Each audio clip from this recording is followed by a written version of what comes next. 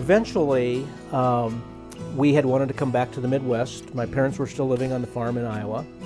In the early part of 1984, I was at a conference in Chicago, and I went to this particular hotel, and as I was standing at the elevator waiting to go to my room, I ran into an old friend that I hadn't seen for many years. His name was Montague Brown. He had been part of the consulting group that came in to help put Heartland Health together. And so we ran into each other, spent the evening together and talking about, what old times. And I told him I was out starting to look around, wanting to come back to the Midwest someplace.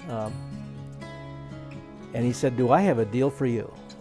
And he told me about what was going on in St. Joseph. And he said, "Well, you really need to come out and talk to the board members. The leadership of this community has a very special thing in mind for the organization and its relationship to the community. It's kind of right up your alley in terms of how you think about things.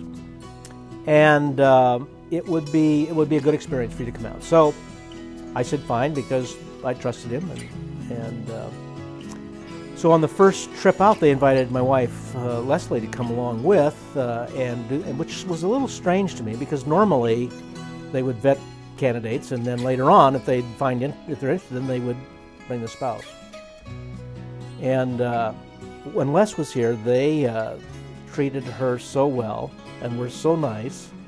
And in fact, we're sitting around at dinner, and I think, what am I, chopped liver or something here?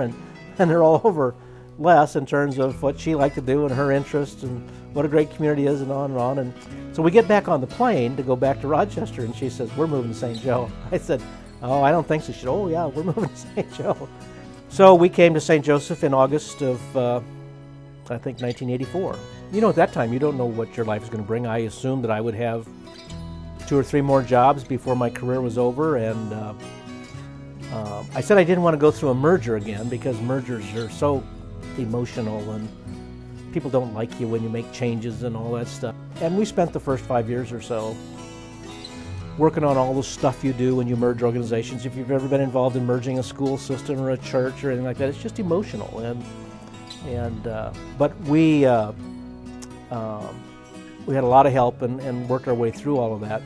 And the one thing that I have to admit that was very attractive to me was the intentions of the board members that I spoke to when I came here.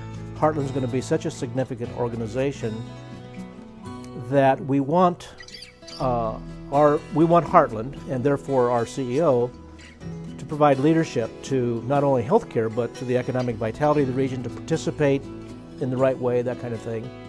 They have never wavered from that intention of doing the right thing for the community, of participating and providing for the health care, but participating in the economic vitality of the region.